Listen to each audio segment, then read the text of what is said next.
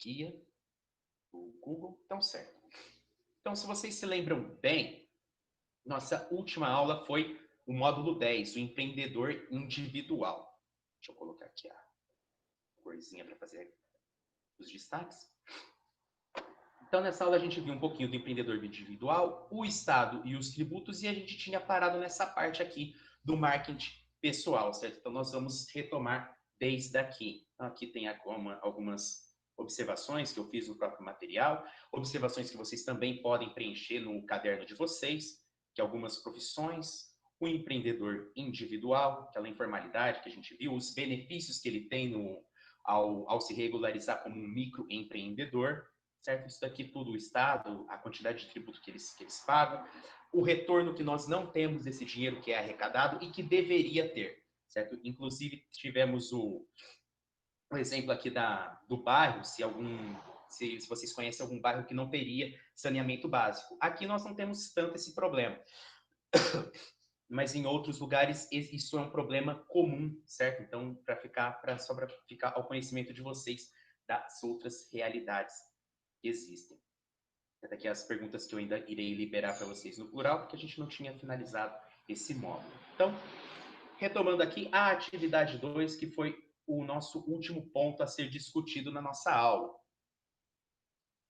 Então, marketing pessoal. Vou colocar aqui essa. Fica mais bonitinho assim. Então, o marketing pessoal é visto com desconfiança por algumas pessoas que o consideram uma forma de enganar os outros através da autopromoção. Essas pessoas acreditam que o comportamento humano não deveria ser tratado como produto, ao qual se aplicam estratégias de promoção e vendas. Especialistas consideram o marketing pessoal a correlação entre atributos profissionais de um indivíduo e o alarde que se faz deles com a finalidade de diferenciar e valorizar esse indivíduo no mercado em que atua. Tá aqui a definição. Então, a atitude aqui do alarde é a atitude exibicionista e ostentosa. Então, marketing pessoal é a promoção da nossa imagem. Algo que vocês deverão descobrir ou valorizar numa entrevista de emprego. Eu não me lembro se eu cheguei a dar esse exemplo, mas na entrevista que eu fiz para a coordenação, os diretores, enfim, eles gostaram da entrevista porque eles gostaram do marketing pessoal que eu fiz. Então é sempre bom descobrir aí as nossas qualidades para a gente conseguir sempre se valorizar, porque se a gente não fizer isso, outros vão fazer. E às vezes é nessa oportunidade que nós temos para nos destacar, para conseguir, por exemplo, no meu caso, foi a oportunidade de emprego e conseguir dar as aulas que eu dou para vocês. Então, continuando aqui. O texto a seguir foi adaptado de um artigo de Max Geringer, não sei se assim se pronuncia, autor de diversos livros sobre carreiras e gestão empresarial. Leia-o com atenção e responda às questões que seguem. Então, vamos lá. Sem problema, Luiz. Coloco só, enviem aqui o nome, aqueles que chegaram depois da chamada, para ficar registrado. Depois eu tenho que mandar todos isso para a coordenação. Então, vamos lá. Então, depois da leitura, então vamos responder.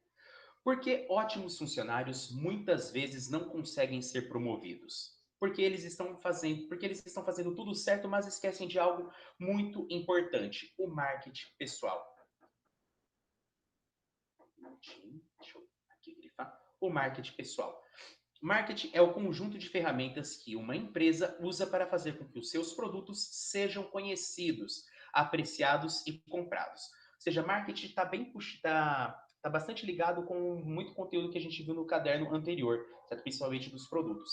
E aqui esse marketing ele está sendo interpretado da forma como a gente consegue se promover. Então, da mesma forma que as empresas elas fazem toda a divulgação positiva de seu produto, nós também precisamos fazer algo parecido com nós. Certo? Então, o marketing pessoal é um profissional fazer exatamente a mesma coisa, só que em benefício da própria carreira. Certo? Mas existem uns limites, você não vai colocar tanta vantagem assim, porque senão você acaba sendo pedante. Nós começamos a aplicar isso às nossas carreiras a partir do momento em que o nível dos candidatos no mercado de trabalho começou a ficar muito igual. Ou seja, a gente precisou se concentrar nas nossas qualidades boas para fazer esse destaque, para conseguir se destacar, né? Desculpa aí a falha no vocabulário. A habilidade de um funcionário tem de aparecer sem ser chato e de conseguir a simpatia da chefia sem puxar o saco. Ou seja, esse marketing pessoal e conseguir crescer no seu ambiente de trabalho depende de alguns fatores. E quem geralmente quer se destacar muito acaba virando um chato ou acaba sendo um puxa-saco. Então, é sempre necessário medir essas duas qualidades para você não ficar nem para um lado nem para o outro, mas você conseguir valorizar a sua própria imagem na medida em que você consegue fazer os outros reconhecerem o seu valor. Então, existem limites para que isso seja alcançado, existe uma forma correta para se alcançar isso. Então, veja a seguir os 10 mandamentos do marketing pessoal. Então, primeiro, liderança. Algumas pessoas têm uma habilidade muito maior de influenciar as outras. O Clayton está sempre preocupado se a gente precisa de alguma coisa, comentou a Caixa Laísa dos Santos. Ele socorre a gente, diz a Caixa Esther Alves. O Clayton é um formador de opinião e a empresa percebe isso rapidamente. O segundo é a confiança. Então, ele está dando a explicação e exemplos do seu próprio ambiente. Quando eu pergunto quanto foi o jogo, eu imediatamente olho para uma pessoa. Eu não vou falar assim, quanto foi o jogo, olhando ao redor, sabe? De uma pessoa que tem pouca confiança. Essa é a pessoa em que nós confiamos. Aqui o exemplo foi um pouco fraco, mas deu para entender aí a confiança que ele tá mencionando. Terceiro mandamento é a visão. É alguém entender o que está fazendo e por que está fazendo, e sugerir pequenas mudanças para melhorar o próprio trabalho ou o trabalho dos colegas, ou seja, a pessoa que ela consegue projetar consequências, projetar expectativas e consegue ter uma visão além do alcance, uma visão do futuro. Do que nós estamos falando, pequenas ideias, uma por dia de R$ 3. Muita gente fica esperando muito para ter uma grande ideia na vida de 200 milhões e perde a oportunidade de ter a pequena ideia todo dia. Ou seja, então aqui a gente está tendo o exemplo da ambição, aquela pessoa que ao invés de tentar alimentar as pequenas ideias para conseguir crescer, ela fica esperando aí a ideia milionária que vai surgir para conseguir crescer na vida. Então, na verdade, a mentalidade empreendedora é exatamente essa daqui. Espírito de equipe. Isso aqui é muito importante também, principalmente hoje. É oferecer ajuda aos colegas, ser uma pessoa proativa, mesmo sem ser solicitado. De coração aberto, quantas pessoas realmente fazem isso? Ou seja, geralmente vocês ainda irão ou vão ter um emprego de vocês, o um trabalho, ou vão trabalhar para alguém. Em qualquer uma dessas situações, vocês precisam ter um espírito de equipe, ou seja, vocês serão contratados para determinada função, mas nada impede de que vocês possam contribuir para o funcionamento do estabelecimento, fazendo outras funções, ajudando, contribuindo para o local, contribuindo para o seu trabalho. Não é apenas para vocês, é para todos. Todos irão se beneficiar. E aí, com isso, você acaba valorizando a sua imagem. Então, maturidade é saber solucionar conflitos sem provocar mais conflitos. Aqui eu diria que é ser uma pessoa diplomática, conseguir lidar, mediar problemas. Ele prefere conversar e não resolver em discussão, diz o repositor da loja, William Matias. Um ajudando o outro é que a gente vai ser uma equipe melhor, acredita o repositor da loja, Antônio Raimundo Nascimento. Ou seja, maturidade é essa capacidade de ser uma pessoa madura, não comprar briga à toa, conseguir conversar na base do diálogo. Isso é ter maturidade. Integridade é fazer o seu trabalho sem prejudicar ninguém, não ser excessivamente ambicioso e atropelar quem aparece pela frente. Pesquisa instantânea de opinião. Quem nunca foi prejudicado na carreira? Quem tem vontade de prejudicar alguém? Qual das duas perguntas que eu fiz mostra falta de integridade? Ou seja, quem tem vontade e quem já prejudicou, né? Quem nunca foi prejudicado e quem tem vontade de prejudicar. Exatamente a primeira, apesar de não ser muito justa, ela traz mais integridade do que aquele que tem vontade ou prejudica alguém. Tem a segunda, se eu tiver o desejo, assim, de me vingar, isso mostra a minha falta de integridade? Até que não. O desejo não mostra. É por isso que nós temos sentimentos, nós temos emoções e muitas vezes no trabalho nós temos que guardar isso para a gente mesmo, para nós mesmos. Eu, sinceramente, tenho vontade de atropelar um monte de gente, mas eu não vou fazer isso. Ou seja, você pode ter os sentimentos, você pode ter esse rancor. O que não pode é partir para as vias de fato, né? Você agir e acabar prejudicando alguém. Então, você precisa ser uma pessoa íntegra e quanto mais maturidade você tiver para conseguir lidar com esses conflitos no ambiente de trabalho, melhor. Sétimo, visibilidade. Ser o primeiro a levantar a mão quando o chefe precisa de um voluntário para uma tarefa. O que eu me lembro nos últimos 25 anos da minha vida corporativa. Todo mundo que levantou a mão quando eu pedi um voluntário, hoje, ou é gerente, ou é diretor, ou é presidente da empresa, ou é presidente de empresa. É impressionante. Ou seja, a gente percebe que todos esses mandamentos, todas essas qualidades, elas estão interligadas. Aqui a visibilidade, ela acaba dialogando com o espírito de equipe, com a visão, certo? Com a maturidade. Então, todos eles são dependentes. Então, desenvolvendo um, você acaba necessariamente desenvolvendo outro também. Oitavo, empatia.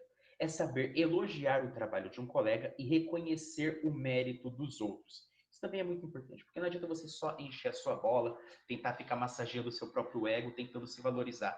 Reconhecer o esforço do outro também é muito importante no ambiente de trabalho. E, novamente, essa parte aqui da empatia dialoga com a parte aqui do espírito de equipe. E sem de falar que precisa ser muito maduro, uma pessoa bastante íntegra, uma pessoa racional para conseguir reconhecer aí o esforço ou o trabalho que o outro desenvolve. Então, aqui o exemplo. Foi o Emerson. Isso foi ontem ainda. Ele montou lá na frente da loja uma exposição de brinquedos que foi muito lindo mesmo. Elogiei na hora, disse o fiscal da loja, Enedino dos Santos.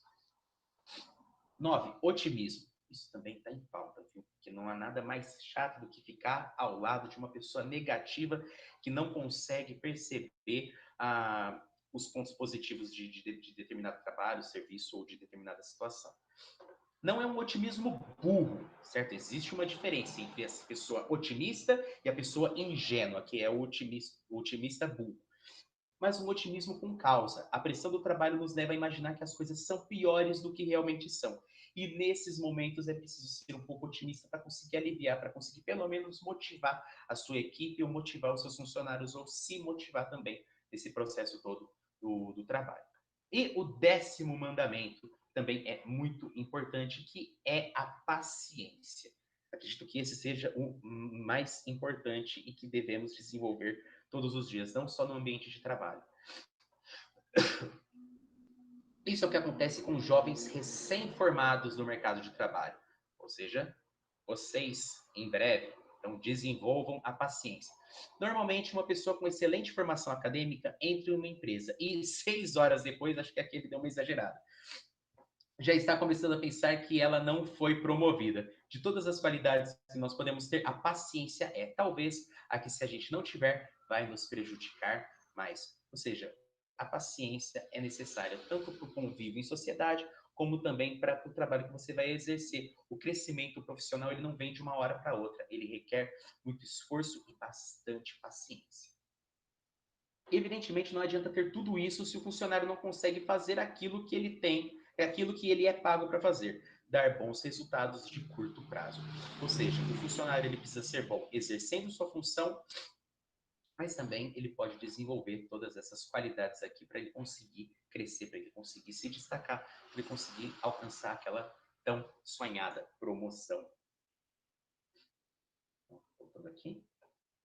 Pago para fazer e dar bons resultados a curto prazo. Em uma empresa séria, quem tem marketing pessoal recebe a atenção da chefia e apoio dos colegas. Em uma empresa medíocre, a mesma pessoa pode ser vista como uma ameaça. Em um caso assim, não adianta querer mudar a empresa, é mais sábio mudar de empresa. Então, quando você reconhece que não está sendo devidamente valorizado, ou que tem crocodilos no ambiente em que você trabalha, pessoas dispostas a puxar seu tapete, ou querer crescer nos seus erros, no seu fracasso, tentando te diminuir, o mais interessante não é mudar a política da empresa, mas é procurar um lugar que saiba reconhecer suas qualidades, o empregado ou o possível patrão ou gerente que você pode vir a se tornar. Então, com base em todas nessa informação dos textos, vamos lá para a pergunta. Em sua opinião, submeter o comportamento humano às estratégias tradicionais de marketing, promoção e venda de mercadorias é prejudicial ou benéfico ao profissional que procura divulgar seu trabalho no mercado? Então, justifique sua resposta. Ou seja, não basta aqui apenas falar é prejudicial ou não, vocês precisam justificar. Então, muita atenção a isso quando eu liberar os exercícios lá no plural para a gente. Então, comentando aqui muito brevemente ou superficialmente, vocês acreditam que a pessoa se preocupar em desenvolver, fazer o seu marketing pessoal, isso é benéfico ou isso é prejudicial? Gostaria de ouvir ou ler a sugestão de respostas de algum de vocês. Claro, se quiserem também, não vou obrigar. Depende. Bem observado, Gustavo, depende. Por que que depende?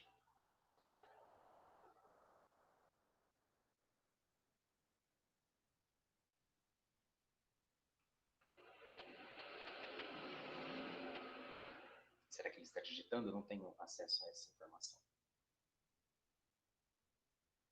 Ele pode só divulgar seu trampo ou pode ficar se achando, exatamente.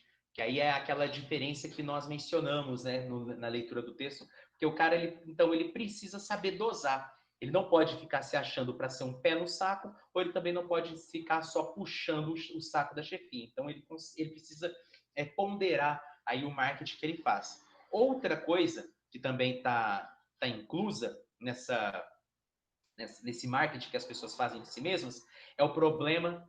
Inclusive, o material eu vou trazer essas respostas para vocês na semana que vem, ou na nossa próxima aula de empreendedorismo. O problema é da gente acabar se tratando como um objeto.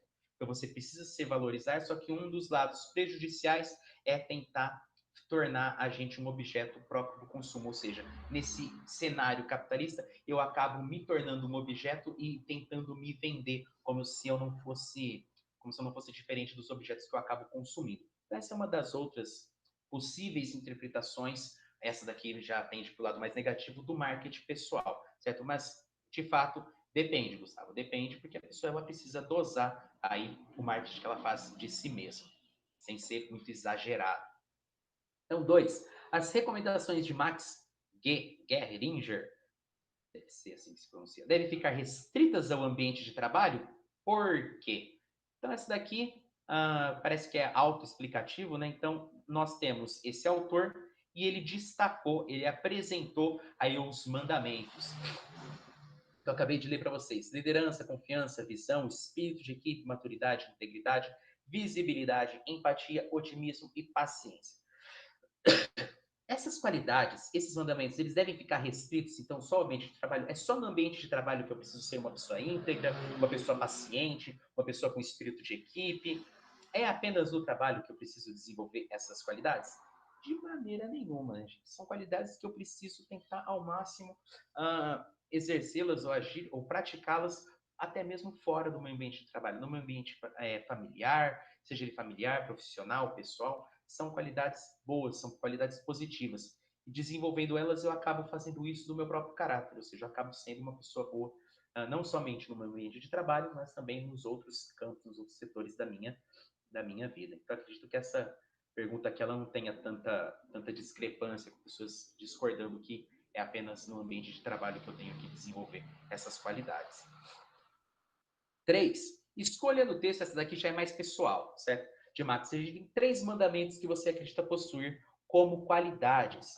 Exponha essas qualidades numa carta de apresentação, mostrando as vantagens que a empresa na qual você se candidatou para a vaga de trabalho teria se o contratasse. Ao escrever, seja honesto consigo mesmo, não apontando incoerências nem exageros de comportamento.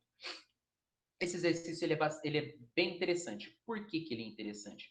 Porque na tentativa de vocês descobrirem os pontos positivos, as qualidades dessas daqui que o texto mostra pra gente, esses mandamentos da liderança, se vocês descobrirem qual deles vocês já pertencem, isso facilita para a construção de um currículo, algo que vocês precisarão fazer no futuro. Então, no currículo, vocês vão colocar várias informações. Informação profissional, informação acadêmica, onde vocês já trabalharam, e vocês podem colocar como informação adicional as qualidades que vocês possuem, como, por exemplo, ter um espírito de liderança, visão para projetar as consequências de determinada ação, ou espírito de equipe. Enfim, são qualidades que vocês precisam analisar qual delas vocês possuem para colocar e contribuir para preencher um possível currículo que vocês vão desenvolver. Então, isso é muito interessante e contribui para o conhecimento de si mesmos, certo? Algo bastante, algo muito produtivo, muito benéfico, seja para o crescimento profissional ou conhecimento pessoal de vocês, certo? Então, carta de apresentação seria tipo um currículo? Isso mesmo, José, isso mesmo. A gente pode trabalhar. Existe uma diferença. Existe uma diferença numa carta de apresentação, onde você vai se apresentar para alguém ou se candidatar para uma vaga. Mas a gente pode traduzir sim como um tipo de um currículo, que nada mais é do que uma carta de apresentação com uma vaga que você está se candidatando. Mas é possível fazer essa associação, sim, a carta de apresentação com o currículo. Existe só uma diferença burocrática ou de definição, mas dá para traduzir, sim, dessa forma. Então, para encerrar, embora haja um louvável esforço para incentivar e legalizar o empreendedorismo individual, alguns obstáculos ainda existem e dificultam o fim da informalidade. A própria lei da criação da MEI, do microempreendedor individual, proíbe a atuação do empreendedor em outras áreas, reservando-as para empresas de maior porte ou para profissionais credenciados. No site, esse daqui, eu tentei entrar e ele estava fora do ar. Aí eu fui pesquisar o endereço correto para enviar para vocês sobre a lista de atividades. Por que isso é importante? Porque a gente vai ter um exercício onde vocês vão precisar escolher uma das várias opções que eles colocam para exercer aí o MEI. Há uma lista de atividades que podem ser enquadrada como permitidas para o empreendedor individual. Está aqui a leitura do quadradinho rosa, informalidade informal. Se faz sem nenhuma formalidade, sem contrato, carteira de trabalho assinada, sem os benefícios que o Estado garante para a gente. Sigla também utilizada, a MEI, utilizada pelo autor para identificar microempresa individual. Então, existe o microempreendedor individual e a microempresa individual, certo? Aqui está o endereço que vocês podem entrar e eu... Aqui, ó. Acho que vocês estão conseguindo ver. Esse aqui é o site, o portal do empreendedor. Aí eu tive um pouquinho de dificuldade de encontrar essa lista, certo? Só que aí eu dei um Google e aí eu encontrei facinho aqui a lista de atividades permitidas. Então, temos abatedor, açougueiro, adestrador, certo? A lista aqui, ela é bem grande, certo? Existem vários setores que são beneficiados dessa política do MEI, certo? Aqui, ó, churrasqueiro, clicheirista, que é o clichê. Isso aqui eu não sei mesmo.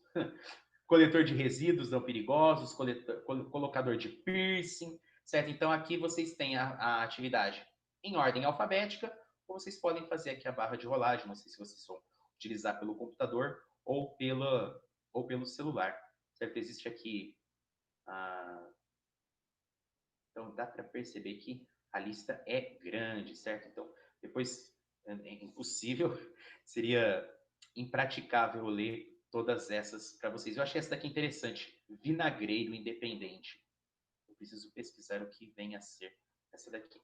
Então depois vocês olhem com calma cada uma dessas atividades e escolham uma para a gente concluir a lição que o material está trazendo para a gente, que é aqui da tarefa mínima. Então, leitura aqui da tarefa mínima com vocês. Então, agora vamos simular a... Opa! Aí, ó, voltei. Senão íamos ter o mesmo problema da aula anterior. Vamos agora simular a abertura de um microempreendimento individual. Para tanto, sugerimos o seguinte roteiro. Então, vocês vão entrar nessa lista aí que eu mandei para vocês. Inclusive, deixa eu enviar eu vou enviar no chat para vocês o endereço dessa lista atualizado, certo? Então aqui vocês podem clicar ali nesse link, podem copiar, certo? Ou depois digitar isso daqui certinho no navegador de vocês, uma vez que eu apresentei, certo? Então acho que vocês conseguem ver. Se não conseguem, mas eu enviei no chat para que vocês consigam entrar depois. Então, continuando, então vocês vão entrar nessa lista e escolher a atividade que mais se aproxima do interesse de vocês, Então, tentem analisar bem os gostos, os interesses, desde as matérias que vocês mais gostam, até dos assuntos que vocês gostam de conversar, ou daquilo que vocês costumam procurar no momento de ócio, no momento de lazer, porque isso facilita, isso consegue orientar a escolha profissional que vocês irão fazer. Então, de acordo com esses interesses, vocês escolham a MEI que mais lhes agrada. Que mais lhes agrada. Que mais agrada a vocês? Então, indique se sua MEI terá ou não funcionário contratado. Se tiver, mencione a função dele. Ou seja, o microempreendedor ele pode ter funcionário. Certo? São poucos funcionários. Se não me engano, é mas não chega a 5, certo? De funcionários que uma MEI é permitida possuir. Certo? Então, vocês vão escolher sua MEI e vão informar se terá funcionário ou não. Aqui um exemplo é fotografia. Na fotografia você não vai precisar de um funcionário. Não sei que você queira pagar alguém para levar o seu equipamento, certo? 3. Faça uma estimativa do capital necessário para iniciar o empreendimento, indicando como obtê-lo. Certo? Então, como todo negócio, vocês vão precisar de dinheiro para conseguir colocar ele em prática. Certo? Então, aqui vocês imaginam, vocês podem até cotar preço, já pegando por exemplo, da fotografia, vocês podem pesquisar preço de aqueles que forem escolher essa opção. Pesquisar preço de câmera, equipamento, o preço de viagens para vocês conseguirem fazer determinada foto, um curso para vocês conseguirem se destacar, para conseguir fazer fotos mais artísticas, mais belas. Enfim, tudo isso entra na estimativa de capital necessário para dar início ao negócio que vocês irão começar, certo? Estime também a receita e as despesas mensais esperadas e em quanto tempo. Com o lucro mensal obtido, você poderá pagar o investimento inicial. Então, aqui você pode acabar tendo um empréstimo de um banco ou conseguir dinheiro da família de vocês para conseguir colocar esse negócio, para fazer esse negócio acontecer. Mas existe aí um detalhe: vocês precisam pagar. Se for para a família de vocês, às vezes essa dívida acaba sendo esquecida, digamos assim, ela caduca, porque na família, realmente você não precisa dar o retorno do dinheiro de uma vez ou parcelado da mesma forma que um banco iria cobrar esse empréstimo feito para o seu negócio. Então você precisa pensar tanto no capital inicial, empréstimo ou não, que você vai precisar, disponibilizar para colocar seu negócio para começar, iniciar seu negócio, como também repor esse dinheiro de onde ele está saindo. Até que as despesas, ou em quanto tempo você acha que vai conseguir repor ou pagar esse investimento que deram para você. Defina da mesma forma como realizado em exercícios das aulas anteriores, os 4 P's: produto, preço, promoção e praça. Então, dependendo aqui da atividade que vocês vão exercer, vocês precisam pensar aqui nos 4 P's, certo? Como vocês vão divulgar, o produto que vocês vão divulgar, o valor desse serviço que será cobrado e a promoção e onde será divulgado esse serviço, esse empreendimento. Certo? Então, nesse exercício, esse pequeno exercício, nós estamos conseguindo retomar boa parte de tudo aquilo que nós já analisamos ao longo do nosso caderno. Por fim, temos aqui a tarefa complementar. Então, leia atentamente o texto que segue. O empreendedor individual, descrição e informações essenciais. O empreendedor individual é a pessoa que trabalha por conta própria e que se legaliza como pequeno empresário. Para ser um empreendedor individual, é necessário faturar até 36 mil por ano, não ter participação em outra empresa como sócio ou titular e ter no máximo, aqui ó, o detalhe que eu falei para vocês, um empregado contratado que receba o salário mínimo ou piso da categoria.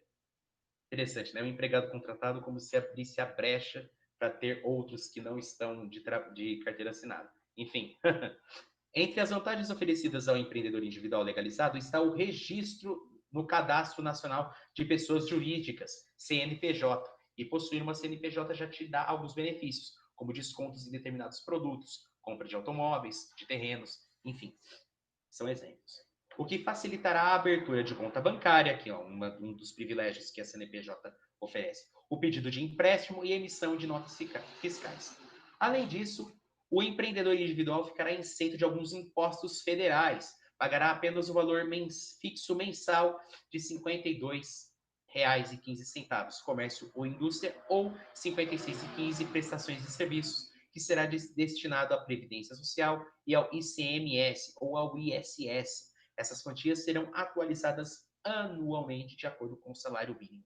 Ou seja, esse é o valor que o microempreendedor deve contribuir para o Estado para continuar fornecendo os benefícios dos outros serviços que o Estado oferece.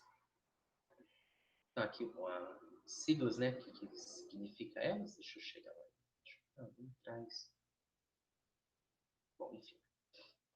Com essas contribuições, o empreendedor individual terá acesso a benefícios como auxílio maternidade, auxílio doença, aposentadoria, entre outros. Ou seja, essa taxa que ele acaba pagando favorece até os benefícios que ele mesmo irá usufruir.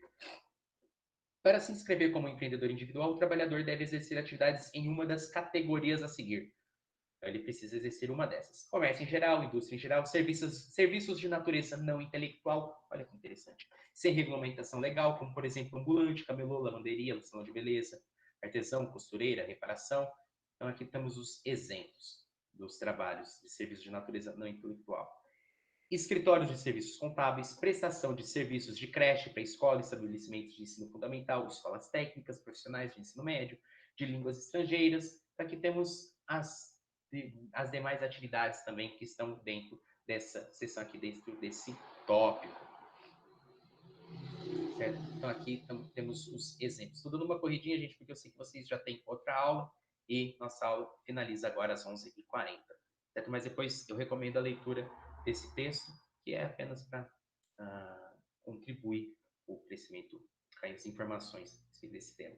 Então, não poderão se inscrever como empreendedores individuais os trabalhadores das seguintes categorias. Então, temos essas opções, mais aquela lista gigantesca que eu mostrei para vocês, e temos aqui as ressalvas, ou seja, aqueles que não podem se inscrever. Então, não podem se inscrever os empreendedores individuais, os trabalhadores das seguintes atividades: construção de imóveis, obras de engenharia em geral, inclusive são uma forma de subempreitado, serviços de vigilância, limpeza, conservação, administração e locação de imóveis, academias de dança, capoeira, elaboração de programas de computadores, inclusive jogos eletrônicos, licenciamento ou cessão de direito, uso de programas de computação, planejamento, confecção e atualização de páginas eletrônicas, montagem de estantes para as feiras, produção cultural, produção cinematográfica, laboratório de análise, serviço de tomografia, serviço de prótese, importação de fábrica de automóveis, importação de combustível, produção ou venda de atacado, cessão ou locação de mão de obra, serviço de consultoria, loteamento,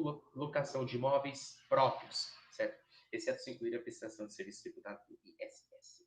Então, aqui temos essas atividades que não podem ser exercidas e aquelas que são permitidas. Então, finalizando aqui, o empreendedor individual será dispensado de contabilidade e, portanto, não precisa escriturar nenhum livro. Deve guardar as notas de compra de mercadoria, os documentos do empregado contratado e o canhoto das notas fiscais que emitir. Todo ano, o empreendedor individual deve declarar o valor do faturamento no ano anterior. A primeira declaração será preenchida pelo contador gratuitamente. As declarações dos anos seguintes poderão ser feitas pelo próprio empreendedor. Além disso, o contador pode orientá-lo a fazer o recibo de pagamento do seu empregado e informar como fazer as guias para pagar os impostos. Está em estudo uma forma simples de o próprio empregador fazer as suas declarações e pagar os impostos sem a ajuda do contador. Certo? Isso aqui vocês conseguem ter acesso ao texto na íntegra dentro desse portal aqui, certo? Com isso, nós finalizamos o nosso módulo 10, certo? Galera, alguma dúvida a respeito da conclusão do nosso material de hoje? Vou parar, voltei. Certo? Alguma dúvida, alguma sugestão? Podem utilizar aí o nosso tempinho final para sugerir ou apontar alguma dúvida ou algum ponto que não tenha ficado muito claro.